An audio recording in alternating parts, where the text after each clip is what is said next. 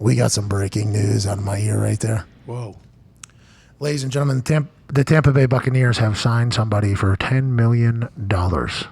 Former Bears defensive lineman Akiem Hicks has reached an agreement today on a one-year deal worth up to $10 million with the Tampa Bay Buccaneers. Per sources. Don't know who initially broke this. This is coming from at PMS Source. I believe Schefter had the breaking news. We will find out that this deal is actually a 10-year deal with 9 voidable years.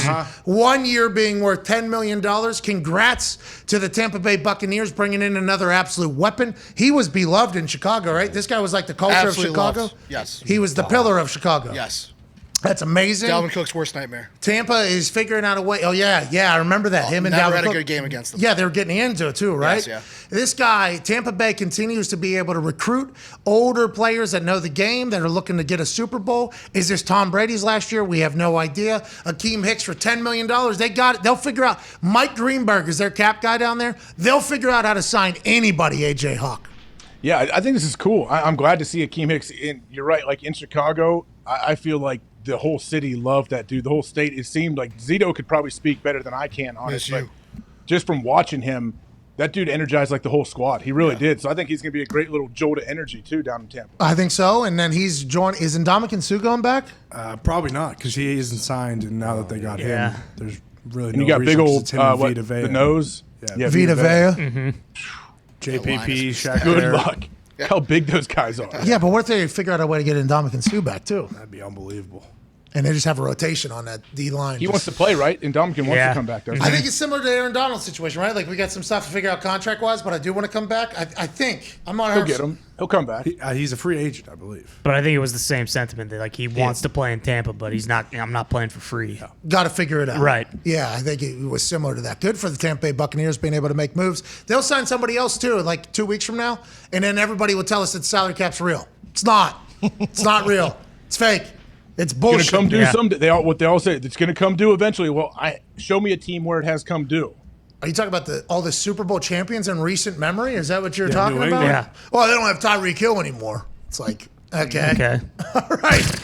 I guess that is something. But all these teams just kick the can down the road. The thing about it is, as long as you still have the ability to kick down the road, that road can get longer and longer and longer and longer. The 4 voidable years was put on to whose contract last week? It was reported as a 1-year deal. Clowney. It was reported as a 1-year deal worth like $13 million or something. And then it came out as a 5-year deal with 4 voidable years and only a $7 million cap hit. It's like, that's not what we were told at all, thus leading to us to say even more, it's all bullshit. Everything's bullshit when it comes to salary cap. Yeah, salary cap feels like you can find a way to creatively get around it, and contracts are largely not real. What's reported, I feel like, publicly too. Mike Greenberg down there, though, is making things happen for the Buccaneers, trying to run this thing back for Tom Brady's potential last year. Yeah, and we'll see what happens with Gronk. But, I mean, you brought it up earlier. I wouldn't be surprised now if Odell goes down to Tampa, halfway through the season with those goat shoes. Could you imagine Odell, Gronky, Evans? What? Godwin. What? So the Bucs used Scoot. their first pick, which was the second-round pick in the draft, on a D lineman as well. So Ndamukong Suh probably not going back. probably looking elsewhere. Damn it. Come to the Colts. Then Go back to Ndamukong. Detroit. What if he goes back to Detroit? What if he goes back to Not a chance. Los Angeles? Oh, yeah, he was on the Rams there before they won the Super Bowl. He was on the team that lost in the Super Bowl. They got to get Aaron Donald's deal done first. You sign Ndamukong Suh before you get Aaron Donald's deal after Aaron Donald said, yeah, I'm okay retiring or you give me money. That's going to be something. Wow, good for Hicks, though. Yeah. Getting out of the desolate city of Chicago. Beautiful city. The Bears have a worse odds to win the NFC North than the Detroit Lions. We love our odds. More money for us. Think about that, AJ. Why? I don't know. I am Justin struggling. Fields isn't hasn't been tested yet, or we don't really know what he is. Eberflus. New offense. New offense, new coach, no more Khalil Mack, no more Akiem Hicks. Who's he Their throwing the O-line ball still to? stinks. Yeah, You guys stink. no more we Allen got Robinson. weapons. They're telling themselves though that they're good, right? Everybody in that building is believing they have a shot. Why do they have worse odds than the Detroit Lions to win the NFC North? No offense to the Detroit Lions. That's right. But you are the Detroit. You Drew Gulak of the NFC North. Have been for a long, long time. That surprised me that the Bears are worse odds than the Detroit Lions. I mean, best wide receiver gone. Their 2 best defensive players gone.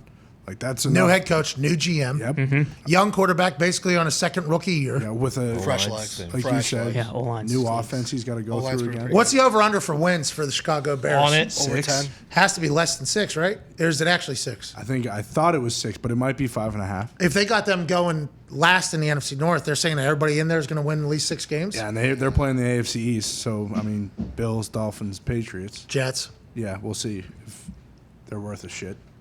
What's the over/under for wins for the Bears? Finding. Just bet the over. Lock No, of the I century. was about to say let's bet the under. Under. Let's bet the under. 6.5. 6.5 is a lot of wins. What's the Lions? The Detroit Lions are 6.5. Okay. I mean, I'd feel okay taking the over on both of those. Okay, not me. Not me. No way. I don't know. It just feels so easy to get 7 wins. What are you, drunk? Not I understand, easy. but think about as you're actually, and it's coming to Ohio, by the way. I believe sports gambling's coming to Ohio. Here we go. Soon. I believe it's coming soon. I'm not 100% sure. I just seen it on the internet. I don't know any background or inside information that tells me it'll be there before anybody else. I'm just reading on the internet.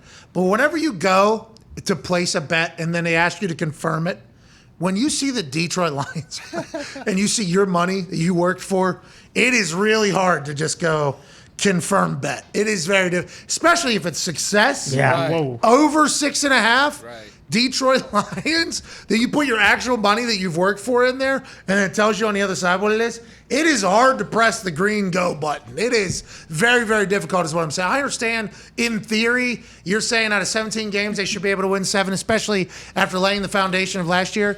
I'm just saying, when push comes to shove, to actually push the button for the Detroit Lions to win 7 games, would you do it if it was $100,000 of your money?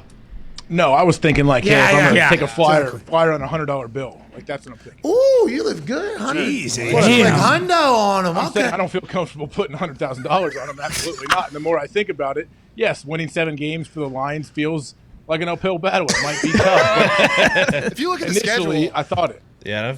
if you look at the schedule, there are 7 wins there, but like we keep going back to, I mean- it is the Lions. But you are the dub on the other team when they're looking at the Exactly. schedule. Right. Exactly. You're like, well, we got at least one here. The one you are saying about the teams, they're saying the same thing about the Lions. We'll Yeah. split with the Bears. We'll split with the Vikings. And then if the Packers games matter, we'll obviously lose both of those. If the one at the end of the year doesn't matter, we'll split with them too. You guys are on Hard Knocks, too. Let's not Yeah, forget about that's it. right.